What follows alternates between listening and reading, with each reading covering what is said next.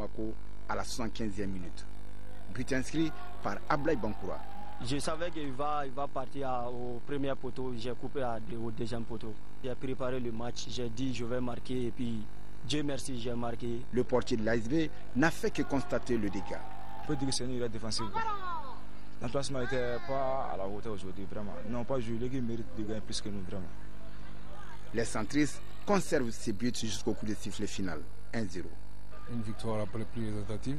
Je crois que c'était la bonne aujourd'hui. Il fallait profiter parce que nos poursuivants ont perdu. Donc ça va nous faire un peu d'élan pour poursuivre le championnat. On a 5 titulaires blessés. Actuellement, on essaie de faire jouer ceux qui ne jouent pas trop, mais c'est pas grave. Je ne dis pas qu'ils ont mal joué, mais les enfants ils ont très bien joué. Ce qui ne va pas marcher, peut-être qu'on va travailler devant le but. Le centre Salfi Keita s'est refait donc une santé après cette victoire. Voilà, c'était le compte-rendu de cette victoire du CSK, compte-rendu signé Diarra Konaté qui nous vient tout juste du stade Omnisport Modibo Keita. Alors dimanche, 2 matchs se sont disputés au stade Omnisport Modibo Keita. Bien entendu, au compte de cette 23e journée, la Jeanne d'Arc qui a pris le dessus 2-0 sur les 11 créateurs de Niarila et le Djoliba qui a remporté le match au sommet 5-0 face au CS Dougouronfla et accentué du coup son avance en tête de classement. Résumé de ces deux rencontres avec Siragatou Sissé. Le Djoliba assez pour confirmer son leadership en tête du classement de la Ligue 1. Le 16 Dougoulofila pour garder jalousement sa 3e place menacée par l'Aïs Bakriyan de Baraweli et la Jeanne d'Arc. Voilà les principaux enjeux de ce match phare de la 23e journée. La pression monte dans les deux camps. Nous sommes premiers, ils sont 3e, donc ça veut dire qu'eux aussi vraiment ils sont respectés, on doit les respecter dans le foot. Le match, ça va jouer jusqu'au fond. Le Djoliba c'est une équipe à respecter, c'est un grand club du Mali. On va essayer pour jouer, on est venu pour la victoire quand même. C'est une équipe ultra commando du Djoliba qui appuie sur l'accélérateur. Dès la 3e minute, Boubacar Bangoura avec un brin de chance donne le ton. 1-0 pour le Djoliba. Hamara Fofana double la mise à la 14e minute. Les supporters rouges jubilent de tous les côtés. Le 16 Dougoulofila est perdu sur le terrain. 32e minute, Boubacar Bangoura à la lutte avec Mohamed Traoré bat Bakili d'une frappe croisée. 3-0. L'attaquant international porte son capital à 13 buts, donc le meilleur artificier. Les visiteurs venaient de prendre un sérieux coup au moral.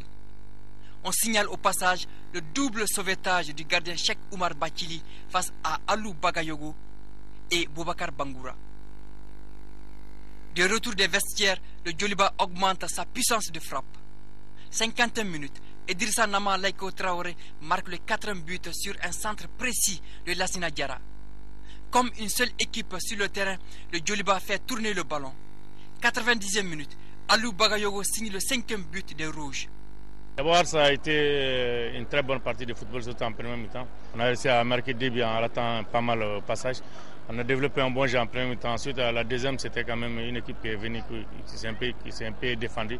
Et il fallait quand même marquer un 4e but pour quand même faciliter le reste. À partir du moment où on marque un 4e but, je pense que vu la forme de nos joueurs aujourd'hui, ni était la maladresse quand même, le passage de nos attaquants et le score aurait été plus lourd. Et il faudrait qu'on ne s'attendait pas du tout à ce score parce que c'est quand même une équipe qui est 3e du championnat. Aujourd'hui, le football c'est comme ça. Aujourd'hui, on a eu la chance quand même.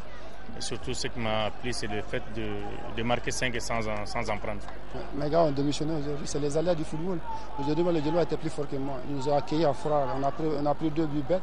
C'est le truc, c'est le centre. Vraiment, c'est les aléas du football. Aujourd'hui, le Djoliba était plus fort que nous. C'est le football. Quand tu joues contre le Djoliba, une équipe rodée, une équipe expérimentée, le premier du championnat, c'est un peu difficile. En remportant tous les matchs au sommet de la saison, le Djoliba AC reste non seulement leader, mais aussi invaincu. Les Rouges sont tout proches du titre de champion 3 ans après le dernier sacre. Le deuxième face-à-face opposait la Jeanne d'Arc et 11 cratères de Niarela.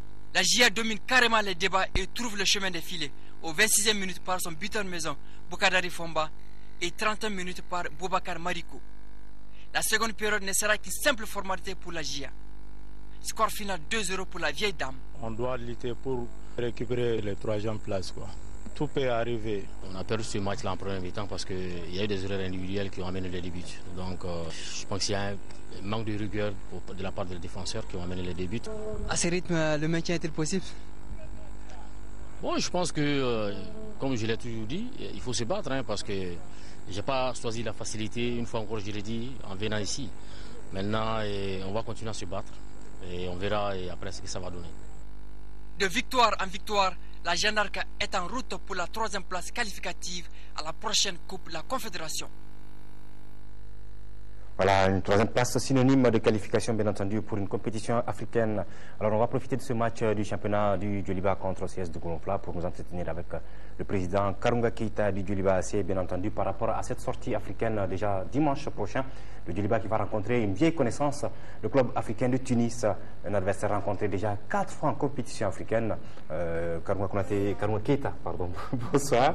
Bonsoir, papa. Voilà, le Djoliba qui est toujours leader du championnat national, le Djoliba qui joue dimanche prochain, match aller du tour de cadrage contre les Tunisiens du club africain, un adversaire que vous connaissez déjà. Alors, quel est l'état de la préparation?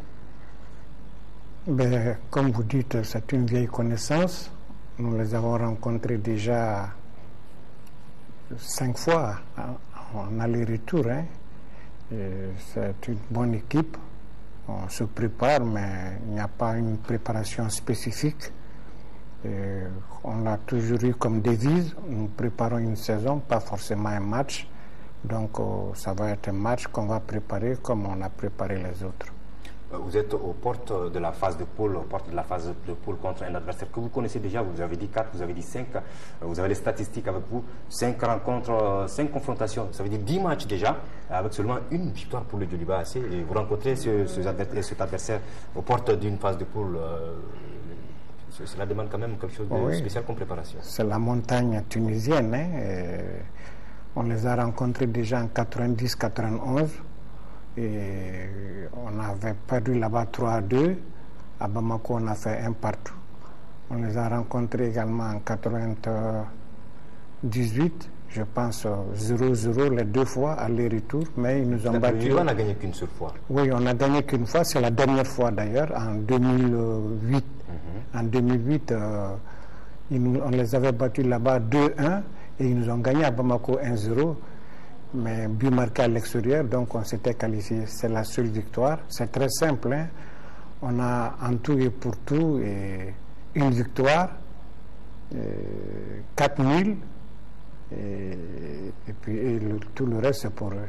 Mais voilà, donc le Djoliba, c'est vrai, ne marque pas beaucoup de buts, même si c'est vrai, on l'a vu tout à l'heure au compte de la 23e journée que le Djoliba est arrivé à marquer 5 buts sans en encaisser. Mais quand on prend ce championnat national, c'est une équipe qui gagne très souvent par le minimum, 1 but à 0, 2 buts à 1 en compétition africaine. Est-ce que cela ne peut pas être un handicap, surtout face au club africain? Mais vous savez, comme on dit, la fin justifie les moyens. On a peut-être un point fort qui est la défense, mais à partir du moment où vous arrivez à faire un résultat, je pense à faire la fine bouche. Les clubs arabes, ils sont très forts en contre-attaque. C'est également des scores étriqués qui les font gagner. Donc, peu importe qu'on marque des buts ou pas assez, le plus important, c'est la qualification. Mais je l'ai dit, c'est la montagne suisse. C'est vrai que vous êtes président du Djoliba et vous avez également été entraîneur de cette équipe. Alors, est-ce que vous pensez que l'effectif dont vous disposez cette année peut vous permettre de franchir la montagne suisse, comme vous l'appelez? L'effectif, on a un bon effectif. Vous avez confiance? Ça va, j'ai confiance, mais il ne faut pas trop jubiler. Ça ne sera pas une promenade de santé. Et les joueurs en sont conscients? Les joueurs, ils en sont conscients. Ben voilà, monsieur Keita, certainement un mot à l'endroit de vos supporters pour cette union sacrée autour de nos clubs, comme on a l'habitude de les voir en compétition africaine depuis déjà quelques saisons, où ce sont tous les supporters de tout le club qui s'y mettent ensemble. Bon, moi je leur demande de venir supporter comme ils le font dans les matchs du championnat, mais attention, la dernière fois le match contre les Algériens, il y a eu quand même quelque chose qui nous a coûté cher. Contre les Ougandais? Non, pas les Ougandais. Oui, contre les Nigériens, et il y a un supporter qui a frappé l'arbitre. Ça nous a coûté une grosse amende, 2 500 000 francs. Et ça aurait pu être pire parce que on aurait pu être suspendu. Donc moi j'en profite pour demander aux supporters de venir nous encourager, nous supporter comme un seul homme, mais il ne faut pas un dérapage parce que Le Djoliba a déjà un dossier lourd. À Dakar, l'année dernière, on a reçu une amende encore de $5 000, ça fait 2,5 millions. Mais si nous sommes plus récidivistes, ça va pas aller plus loin. C'est la suspension du club de compétition africaine. Donc j'insiste pour que les supporters ils viennent supporter, mais il faut vraiment rester dans le fair play. Voilà. Voilà, merci M. Karunga Keita. Je rappelle que vous êtes donc le président du Djoliba AC. On va parler bien entendu tout à l'heure du stade malien de Bamako. Juste le temps de vous montrer bien entendu cette victoire du stade en déplacement à Koulikoro face au Niana. On compte toujours la 23e journée du championnat national et on reviendra avec M. Sébastien. Blessé dans son orgueil suite à son élimination prématurée de la Coupe du Mali, le stade malien de Bamako n'a pas d'autre choix que de se racheter en championnat national. C'est pourquoi d'ailleurs, ici, face au Niana de Koulikoro, en blanc, les visiteurs ont démarré la rencontre pied au plancher, ce qui leur a permis d'ouvrir le score dès la 4e minute de jeu par Mouri Makankwita. Cependant, la joie des visiteurs ne dure que 5 minutes, le temps pour l'AS Niana de mener cette contre-offensive meurtrière au bout de laquelle l'attaquant vedette du Niana, Dembélé Mamadou, prend à défaut Abdoulaye Samaki. À un but partout, après seulement 10 minutes de jeu, les locaux galvanisés par leur public revoient à la hausse leurs ambitions et gagnent davantage en confiance. Mais c'était sans compter avec la détermination sans faille de l'adversaire du soir qui, à la suite de cette belle combinaison offensive, reprend l'avantage sur ce beau but de Ousmane Sissi. 2-1 pour le stade, ce sera le score à la pause. En deuxième période, les offensives d'un côté comme de l'autre sont nombreuses, mais hélas, que d'occasions de buts ratés. Score final, 2-1 pour le stade malien de Bamako. La parole au technicien. Ce soir, ça n'a pas marché. Il y a des jours comme ça au football où je crois que ce soir, c'était un jour quand même pratiquement sans. Mais je crois que les garçons ont quand même tout donné. Ils se sont bien battus. Mais je crois que ce soir, il était quelque part qu'on devait faire ce match. C'est un bilan mitigé parce qu'en première période, nous avons vu les garçons timorés, mais en seconde période, ils se sont quand même ressaisis. Et pratiquement, on a terminé très fort ce match. Mais je crois que le but égalisateur a tardé à venir et je crois qu'on perd ce match. Mais c'est un championnat, nous allons continuer le travail. Vu l'état du terrain, il fallait être solidaire, être courageux au moins pour remporter les 3 points. Notre qualité, c'est de jouer carrément le ballon. Donc c'était un peu défavorable pour nous. L'essentiel c'était de rapporter les 3 points. Donc je remercie les joueurs et puis je remercie le bon Dieu. Avec cette victoire, les Blancs de Bamako renforcent les rangs du 2e en championnat national de Ligue 1 et cela ne peut qu'être bon pour le moral d'une équipe qui avait besoin de se réconcilier avec son public. Le Stade malien de Bamako qui est donc deuxième au classement, quelque peu distancé par le leader. Le Stade malien de Bamako éliminé en 16e de finale de la Coupe du Mali de football, ce qui ne lui était jamais arrivé. Et finalement, certainement que l'équipe de Sotiba va jeter toutes ses forces dans la campagne africaine, M. Soumara, vice-président du Stade malien de Bamako. Alors je rappelle donc que le COB jouera contre les Soudanais de Al Hilal ce vendredi, bien entendu. Et samedi, au Stade Omnisport Modibo Keita, Stade malien de Bamako, CO Meknes du Maroc, c'est à 17h. Et dimanche, Djoliba AC, club africain de Tunis, et ce sera donc à 16h30. On va donc poursuivre cette émission, bien entendu, en revenant sur les rencontres du championnat national dans sa 23e journée. Les COB et l'AS Real ont fait match nul, un but partout. Et juste après cette rencontre, bien entendu, c'est l'AS Police qui a battu le Sigirikai par le score de 2-0. Résumé des 2 matchs avec Koumba Nyambele. 15 défaites, 5 nuls et 2 victoires. Voici l'AS Police en chiffres après 22 journées disputées. Conséquence du classement avec 12 points. Et désormais, le mot d'ordre est la combativité, la sincérité pour gagner. C'est dans cet ordre d'idées que les policiers entament cette 23e journée contre l'AS Sigirikai, 13e au classement avec 21 points moins 16. Le début du match est équilibré jusqu'à la 16e minute où Amidou Koné ouvre le score pour l'AS Police. 1-0. Ce score nous conduit à la pause. La seconde période, l'AS Sigui montre un nouveau visage, mais bute dans le dernier geste. Oublié par les défenseurs kaisiens dans la surface de réparation, Mamadou Sidibé de la tête double la mise pour les policiers. Nous étions à la 79e minute. 2-0 en faveur de l'AS Police. Ce sera d'ailleurs le résultat au terme de la rencontre. On est content de cette victoire parce qu'on est en train de revenir petit à petit. Dieu merci. On va se battre pour rester à Andé, Inch'Allah. C'est toujours comme ça, quoi. Quand Dieu décide une victoire, on n'y peut rien contre la victoire. Sinon, on n'a pas été dominé. Ce qui est sûr, on va se contenter de cette défaite et puis aller travailler plus, juste le maintien et on sera maintenu. Inch'Allah.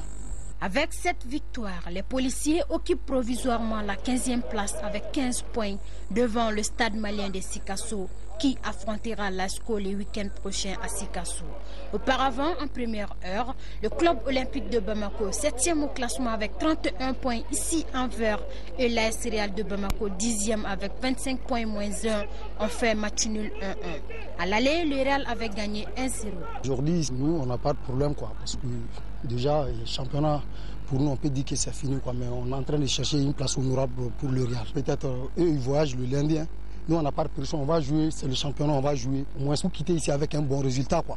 On s'est bien préparé durant la semaine. Nous sommes à l'internat pour préparer notre match de compétition africaine. Ce match va nous servir de bien préparer pour faire un bon voyage au Soudan. Je crois qu'on a les ressources nécessaires pour battre cette équipe du Real. C'est avec cette pression que le COB entame le match et obtient l'ouverture du score dès la 5e minute par Adama Traoré. Un score qui sera maintenu jusqu'à la seconde période, qui a vu Mamadou Samake répliquer pour les Scorpions à la 52e minute. Au finish, la rencontre se solde par le nul d'un but partout. On a vu un très bon match. De part et d'autre, le Real était vraiment une équipe engagée, surtout en deuxième mi-temps. Nous aussi, je pense qu'on a manqué un peu de fraîcheur pour faire face à la situation. Mais ce que j'aimerais bien, j'espère que vous avez l'image de la rencontre. Seulement, je voudrais me rassurer si réellement le but là est valable ou pas, parce que moi, je ne peux pas comprendre que l'arbitre à cette distance peut nous dire que le but là est marqué. D'habitude, je n'aime pas parler de l'arbitrage, mais nous, on a toujours la malchance d'être là. Donc, je dirais bien bravo au Real et nous aussi, on n'a pas démérité. Voilà. Nous et les Sauvés, nous jouons le même coup. Le match n'a pas été facile. En première mi-temps, ils ont eu leur occasion, ils ont marqué. En deuxième période, on a eu notre occasion, on a marqué. Au chapitre des statistiques, retenez qu'au cours de ces deux matchs, 4 buts ont été marqués, 4 cartons jaunes, 24 corners et 23 coups francs enregistrés. Voilà quelques petits problèmes au niveau des identifications. Tout cela va rentrer dans l'ordre. Nous l'espérons avant la fin de cette émission et nous demandons toute votre indulgence. Alors, Kouma Niamele et son caméraman ont été très curieux, bien entendu, au cours de ces deux rencontres. Voici ce qu'ils nous ont ramené des coulisses. À cette journée de la fin du championnat, la pression est à 90 degrés. Solution, travail et concentration. Même les joueurs qui souffrent de lésions musculaires ne peuvent plus rester à la maison. Explication, il faut accompagner à tout prix l'équipe jusqu'au sprint final. Sur la pelouse, certains portiers n'hésitent pas à sortir le grand jeu pour sauver leur cage. Au cours d'une rencontre, le ballon peut parfois trahir en faisant un faux bond. Au même moment, dans les gradins, on supporte, on encourage son équipe. Ça, c'est les Olympiens, le club olympique de Bamako. Mais on s'encourage aussi. Voilà, c'était le clin d'œil de Kouma Niamele dans les coulisses du stade Omnisport Modibo Keita, et certainement que dans les prochaines émissions, Kouma s'attelera à nous ramener d'autres belles images de la sorte. On reste toujours dans ce championnat national, dans sa 23e journée, pour vous dire qu'à Ségou, il y a eu la défaite bien entendu de l'équipe locale, l'AS Bakarijan, battu 1-0 par la Somme, qui ne profite pas donc du faux pas du CS du Golompa. Il s'agit de l'AS Bakarijan pour prendre la 3e place. Le compte rendu du match est signé de notre envoyé spécial, Aldoumatina.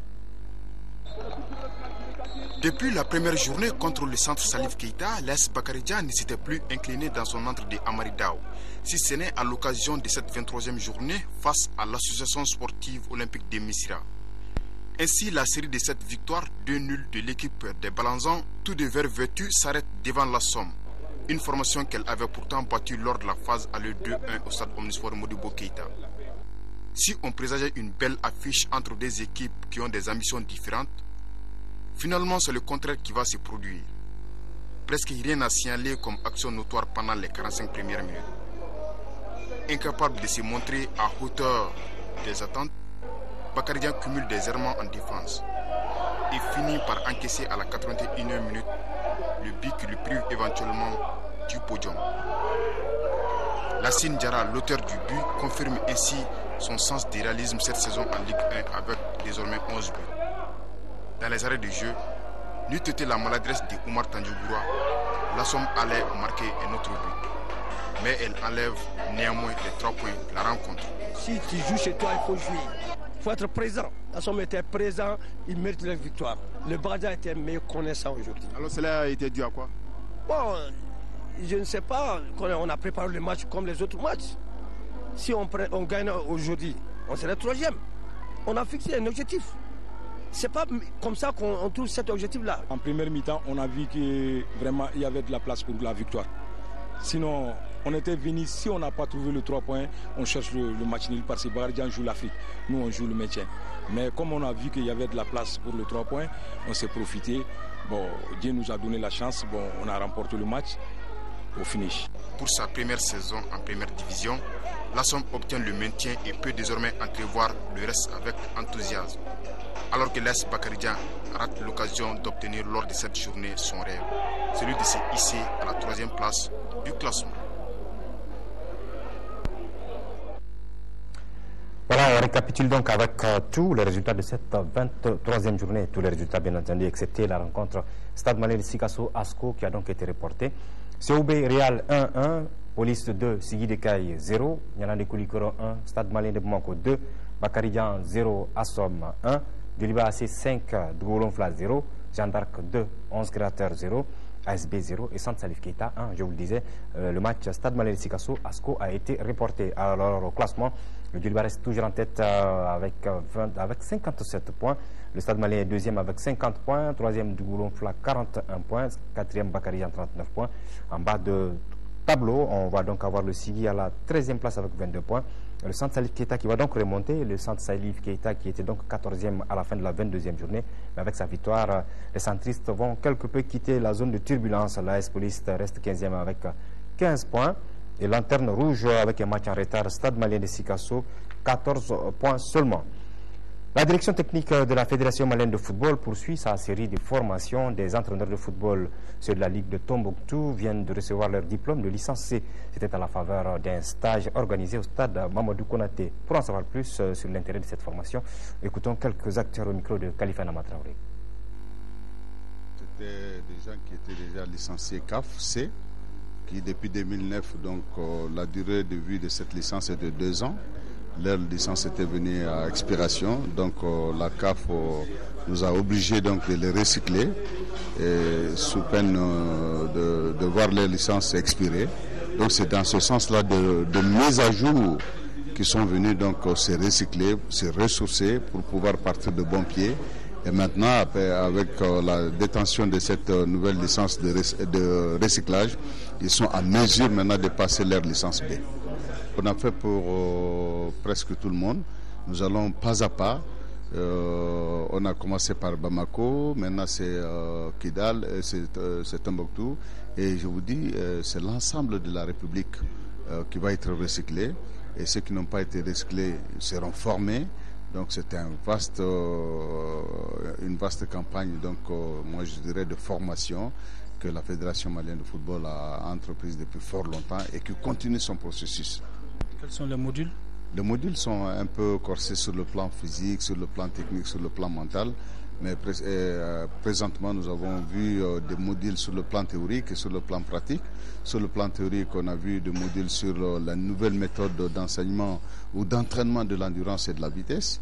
Nous avons vu également comment on procède pour la détection des talents, parce que ce qui pose énormément de problèmes dans notre pays. Et nous avons vu sur le plan théorique également l'échauffement, n'est-ce pas, le 11+, que la FIFA exige actuellement à tous les niveaux, presque au niveau du football, au niveau de toutes les fédérations, pour réduire considérablement les blessures qui peuvent résulter d'un mauvais entraînement. Donc on leur a dispensé ce cours-là également. Il y a eu bien d'autres choses. Nous avons vu la Coupe du Monde.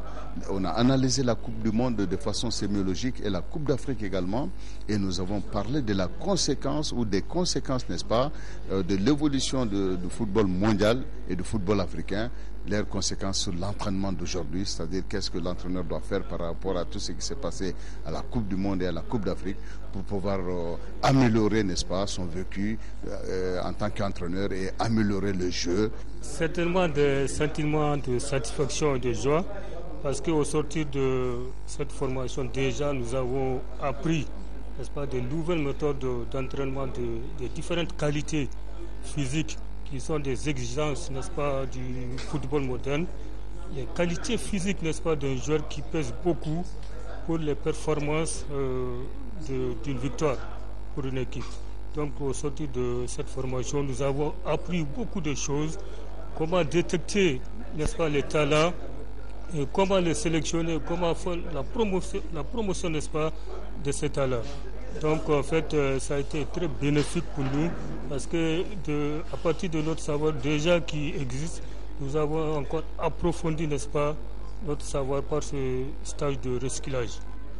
Bon, ce stage c'est très important pour nous parce que ce stage nous permet vraiment de voir vraiment la nouvelle technologie du football moderne, de pouvoir vraiment s'en sortir par rapport à l'évolution tactique et technique même du football et surtout de l'endurance, parce qu'aujourd'hui on a compris que le football aujourd'hui ce n'est plus une question individuelle ou bien une question de ne pas... Il faut que tout le monde participe, il faut que toute l'équipe joue. C'est vraiment là qu'une équipe pourra s'en sortir. Donc ce stage, nous remercions beaucoup la fédération, nous remercions vraiment la Ligue de Tombouctou parce que ça nous a permis vraiment, nous encadreurs, de pouvoir vraiment bénéficier de nos licences C pour que nous puissions être vraiment évoluer, pouvoir aussi entraîner d'autres équipes qui n'est pas chez nous. Mais quand même, de pouvoir vraiment faire sortir des talents au niveau de la base. L'importance de ce stage de recyclage permet de rehausser encore le niveau de nos entraîneurs et quitter dans cette position cadique dont peut-être ils ont fait preuve depuis 3 ans. Et là, c'est en fait un recyclage qui sera répercuté même sur le niveau aussi des acteurs qui sont en fait avec nous dans la région, qui sont les joueurs les premiers intéressés. Et dès que ça marche avec ces entraîneurs, on a mis une chance que ça marche au niveau des clubs à Tombouctou. C'est un contexte particulier compte tenu de ce qui se passe actuellement dans cette région et qui ne nous empêche pas en fait de prouver à l'opinion nationale et internationale que le Mali est un et indivisible et que les enfants du Nord sont là et la région existe à travers le football. Et la preuve est là, on a participé vraiment à la Coupe du Mali qui est une fête populaire et qui est une fête de tous les Maliens et qui prouve encore de plus que Tombouctou est une partie en fait une région, une partie du Mali. Et nous sommes en 8e de finale même à cette compétition. Et nous existons et nous sommes là. La journée olympique qui marque l'anniversaire de la création du CIO, le Comité international olympique, est fêtée chaque 23 juin par des activités sportives dans tous les pays membres. La journée olympique 2012 au Mali a eu lieu à cette date. C'était donc samedi sur le boulevard de l'Indépendance. Papa Omar Diop. Le boulevard de l'Indépendance a abrité cette année aussi la journée olympique, journée anniversaire de la création du CIO le 23 juin 1894 à la Sorbonne de Paris et dédiée aussi à la renaissance des Jeux antiques grecs qui se célébraient à Olympie. Et puisque nous sommes en année olympique, avec les prochains Jeux de Londres 2012, la journée olympique tombe à point. Longtemps célébrée sous l'appellation de course olympique, la journée commence presque toujours par la course sur piste. C'est ainsi que les cadets, cadettes et seniors dames ont parcouru 4 km avec départ et arrivée devant la tribune officielle. Ce fut ensuite la course des seniors sur un parcours de 6 km. Le deuxième volet fut consacré au handisport sur tricycle avec 2 catégories. Le handisport de masse avec 2 arrivées, une en dames et une en messieurs, et les victoires finales de Mariam Koulibaly et Karaba Diarra. Le handisport de l'élite a été dominé par Ibrahima Maïga. Le troisième volet a été consacré au cyclisme dans 3 épreuves. Les minimes filles et garçons sur 1 km 500 avec Djeneba Sanogo en filles et Moussa Keita chez les garçons dans les premiers rôles. Dans la catégorie des cadets juniors sur 3 km 100, Bourama Bagayoko s'est classé premier. Le cyclisme a été depuis plusieurs éditions déjà le clou de la journée olympique.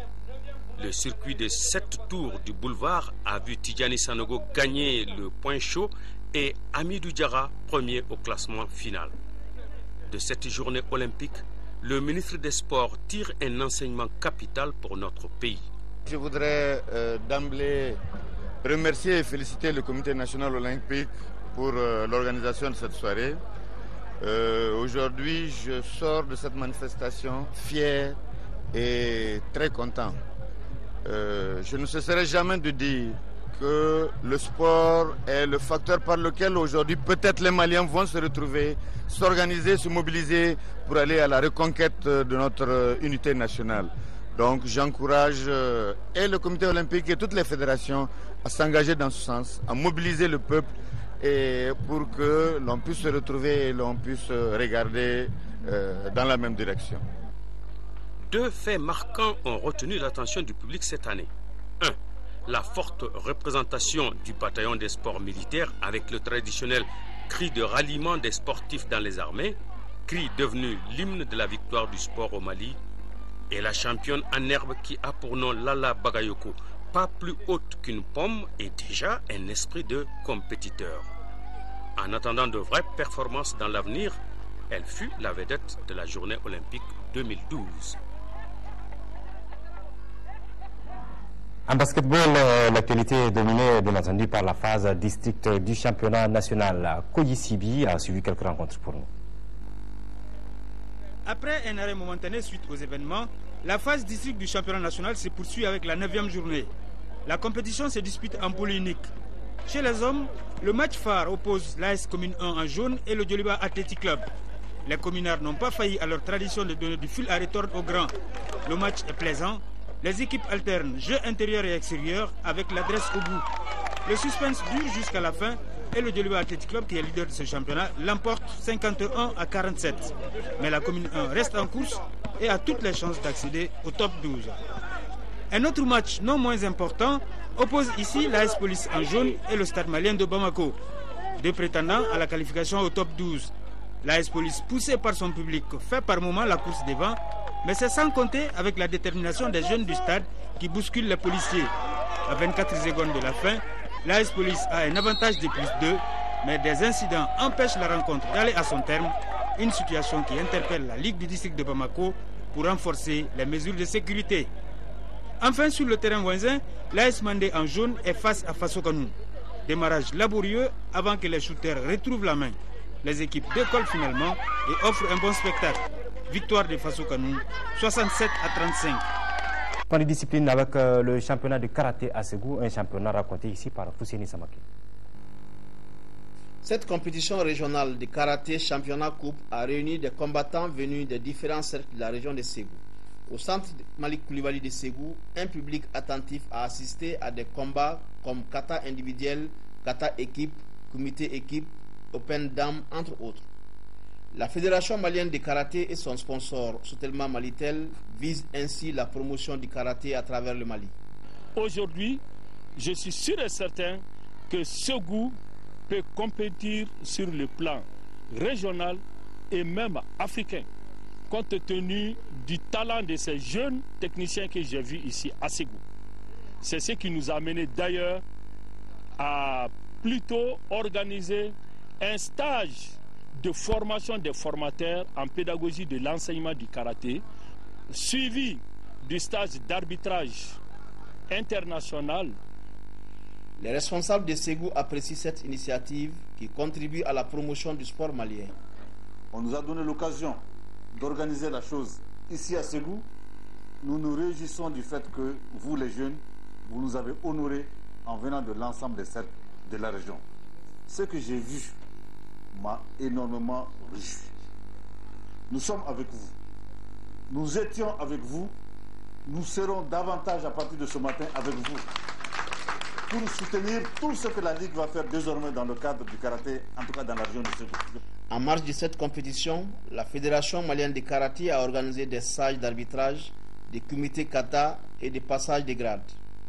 Au classement général, Ségou s'est classé premier avec 28 médailles, dont 16 en or, 8 argent et 4 bronzes.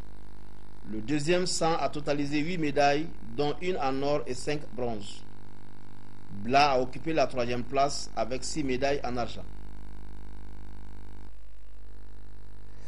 On change de cap, on va à Yorosso cette fois-ci pour dire que le centre d'animation pédagogique de la localité donc a joué la finale de la coupe qu'il a initiée. L'événement deuxième du genre a été remporté par Kouri au tir au but. Reportage de Daouda Djakité. Ce coup d'envoi symbolique de la coordinatrice régionale de CVT Drone Sikasso, accompagné par les autorités administratives, communales et scolaires, lance les hostilités entre les blancs du premier cycle de Kouri et les noirs et jaunes de Yorosso.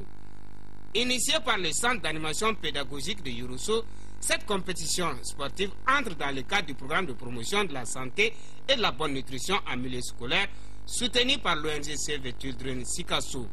Le cap de Sikasso, à l'instar des autres caps comme le cap de Yorosso, nous les appuyons par rapport à l'organisation des tournois sportifs, parce qu'on a un volet important, santé scolaire, qui dit santé, dit quand même le sport concourt très bien à le maintien du corps en bonne santé. C'est pourquoi CEV, dans ses actions de tous les jours, soutient aussi ses activités sportives au niveau des écoles.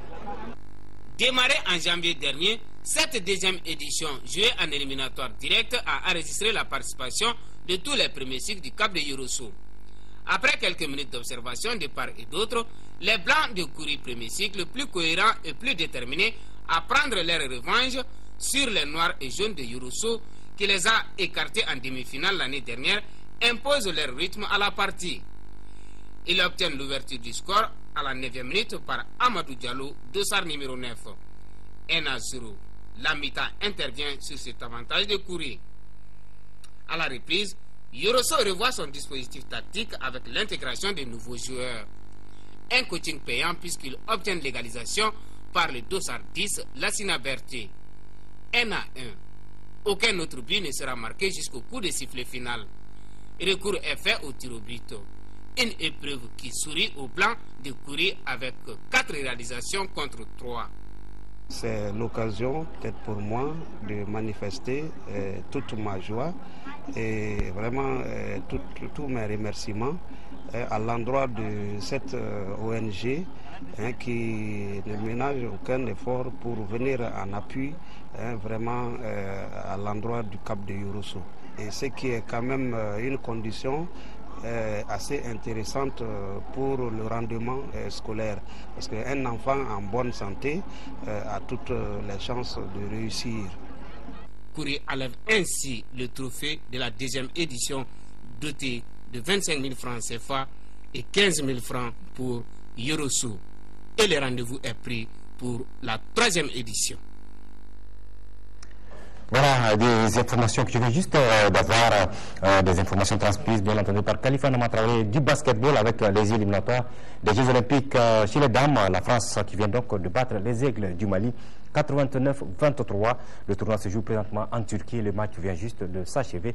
Victoire de la France 89 contre 23 pour l'équipe nationale féminine de basketball qui jouera donc mercredi prochain contre le Canada, toujours en Turquie, au compte toujours de ces éliminatoires des Jeux Olympiques.